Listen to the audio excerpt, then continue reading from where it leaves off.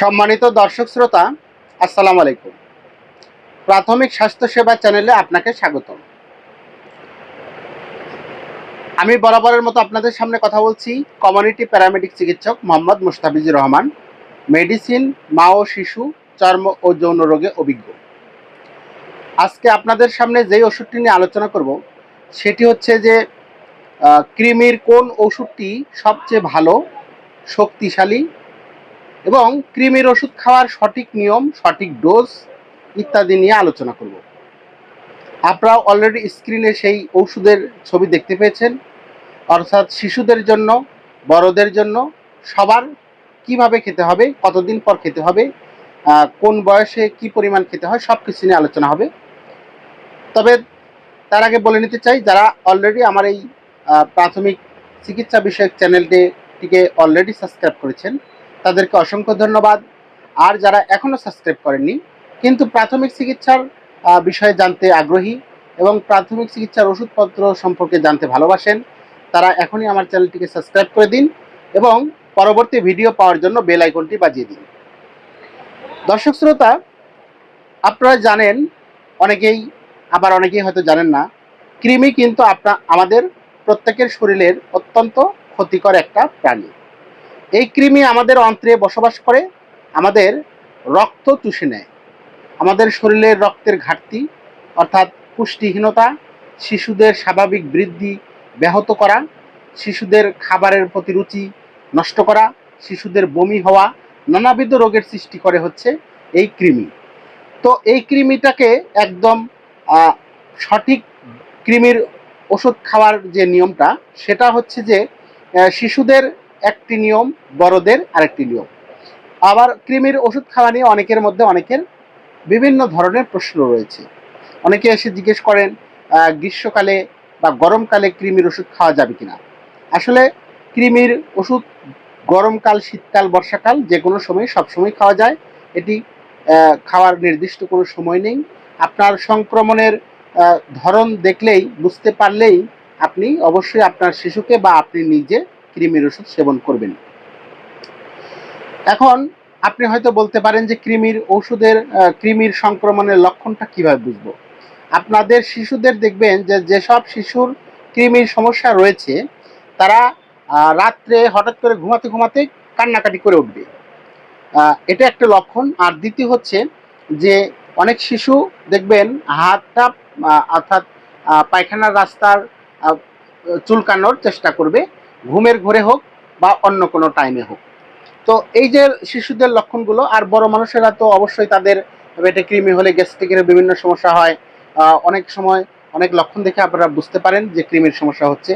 বারবার মুখ থেকে থুতু আসতে পারে এবং আপনার হচ্ছে খাবারের প্রতি ক্ষুধামন্দা, বিভিন্ন রোগের সৃষ্টি করে। তখন আপনারা বুঝবেন যে আমার কৃমির সমস্যা হচ্ছে। তখন আপনি কৃমির ওষুধটা সেবন করতে পারবেন।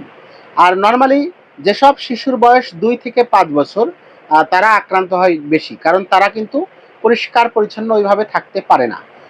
তারা যেভাবেই হোক আক্রান্ত বেশি হয়। জন্য তাদের নিয়ম হচ্ছে প্রতি 3 মাস পর পর, অর্থাৎ 2 বছর থেকে 5 বছরের শিশুদের প্রতি 3 মাস অন্তর অন্তর কৃমির ওষুধ খেতে হবে। আর যেসব 5 বছরের ঊর্ধ্বে থেকে শুরু করে একদম বৃদ্ধ বয়স পর্যন্ত প্রাপ্তবয়স্ক সবাই 6 মাস অন্তর অন্তর কৃমির ওষুধ খাওয়ার নিয়ম। অনেকেই 2 বছর 3 বছরও খান না, হয়তো বুঝতে পারেন না, কিন্তু তার শরীরে কৃমি বাসা বেঁধেছে। দর্শক শ্রোতা, এবার জানি কৃমির কোন ওষুধটি আমরা সেবন করলে সবচেয়ে ভালো ফলাফল পাবো। আপনারা অলরেডি কিন্তু স্ক্রিনে সেই ওষুধের ছবি দেখতে পেয়েছেন। এই ওষুধটা হচ্ছে এই যে আমার হাতে দেখতে পাচ্ছেন, মেবেন্ডাজল গ্রুপের ঔষধ সোলাস। এই মেবেন্ডাজল গ্রুপের সোলাস ওষুধটি উৎপাদন করেছে বাংলাদেশের সুনামধন্য ওষুধ কোম্পানি অপসনিন ফার্মাসিউটিক্যাল। এই সোলাস আবার সিরাপও রয়েছে, আপনারা স্ক্রিনে অলরেডি দেখতে পেয়েছেন। এই সোলাস সিরাপটি খাওয়া এবং সোলাস ট্যাবলেটটি, এই ওষুধটি সকল কৃমির ক্ষেত্রে কাজ করে। আবার আরেকটি গ্রুপ কিন্তু রয়েছে, যেমন অ্যালবেন্ডাজল গ্রুপের অ্যালমেক্স বা অ্যালবেন ডিএস, এরকম আরও নামের যে ওষুধটা, ওই অ্যালবেন্ডাজল গ্রুপের ওষুধ একটা চুষে খেতে হয়। ওই ওষুধটা খাওয়ার নিয়মটা একটু আলাদা এবং ওটার কার্যকারিতা অনেকের হয়তো হয় না, যার কারণে সবচেয়ে শক্তিশালী যে কৃমির ঔষধ সেটি হচ্ছে এই সোলাস ট্যাবলেট বা এই সোলাস সিরাপ। দর্শক শ্রোতা, এই ওষুধটি, এই সোলাস সিরাপটি বা সোলাস ট্যাবলেটটি আপনার সকল কৃমি, অর্থাৎ ছোট কৃমি, গুঁড়া কৃমি, বড় কৃমি, সকল কৃমি ধ্বংস করতে, কৃমিটাকে বেড়ে উঠতে না দিতে সবচেয়ে ভালো কার্যকরী ওষুধ হচ্ছে এটি। এই জন্য আমি আমার চ্যানেলের প্রথমেই কিন্তু বলেছি সবচেয়ে ভালো কৃমির ওষুধ নিয়ে আলোচনা হবে। এবার আমি এই যে ভালো ওষুধের কথা বললাম, এই মেবেন্ডাজল গ্রুপের সোলাস নামের যে ওষুধ, সোলাস সিরাপ এবং সোলাস ট্যাবলেট, এই ওষুধটি খাওয়ার নিয়মটা আমরা জানি। নর্মালি 2 বছরের নিচে এই সোলাস সিরাপটি দেওয়া যাবে না। সেক্ষেত্রে 2 বছরের নিচে যদি কোনো শিশু আক্রান্ত হয়, সংক্রমণ হয়, তাহলে তার অ্যালবেন্ডাজল বা অন্য কোনো গ্রুপের যেমন মেলফিন বা অন্য আরও ওষুধ রয়েছে, সেক্ষেত্রে আপনারা শিশু ডাক্তারের সাথে পরামর্শ করে আপনার শিশুর ওষুধ খাওয়ানো লাগলে খাওয়াতে পারেন, কিন্তু নিজেদের জ্ঞান দিয়ে এটি করা যাবে না। 2 বছরের ঊর্ধ্বে হলে আমি যে সোলাস সিরাপের কথা বলছি, এই সোলাস সিরাপটি খাওয়ার নিয়ম হলো 2 থেকে 5 বছরের মধ্যে যেসব শিশুর বয়স, তারা 1 চামচ সকালে 1 চামচ রাত্রে, এভাবে একটানা 3 দিন খাবে।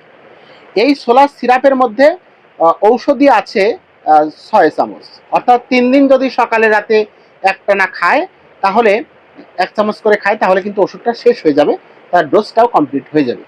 এবং একইভাবে এই একদম ভালোভাবে নির্মূল করতে চাইলে ঠিক তার 2 সপ্তাহ পর বা 14 দিন পরে এই সোলাস সিরাপটি আবারও শিশুকে খাওয়ানো যেতে পারে।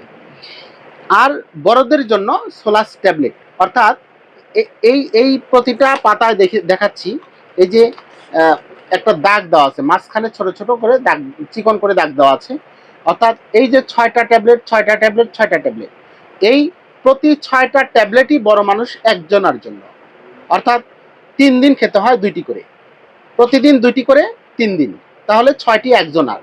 পরিবারে যদি এরকম 5 জন সদস্য থাকে, প্রত্যেকেই 6টি করে ট্যাবলেট একটানা 3 দিন সেবন করতে হবে।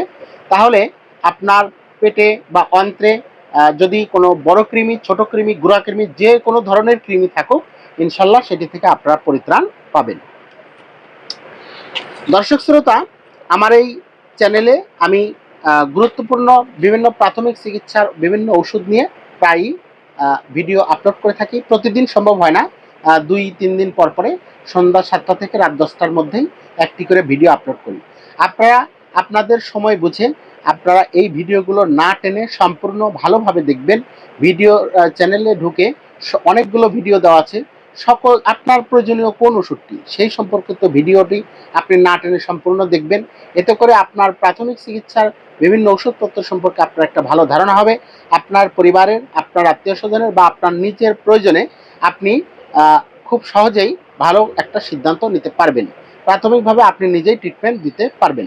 পরবর্তীতে বেশি সংক্রমণ হলে তো অবশ্যই বিশেষজ্ঞ ডাক্তারের পরামর্শ নিয়ে ওষুধ খাওয়াই সবচেয়ে ভালো, কিন্তু আমরা তো সবসময় বিশেষজ্ঞ ডাক্তারের পরামর্শ নিতে যেতে পারি না, যার কারণে সামান্য সমস্যার জন্য আমরা নিজেরাই ভালো একটা পরামর্শ দিতে পারি।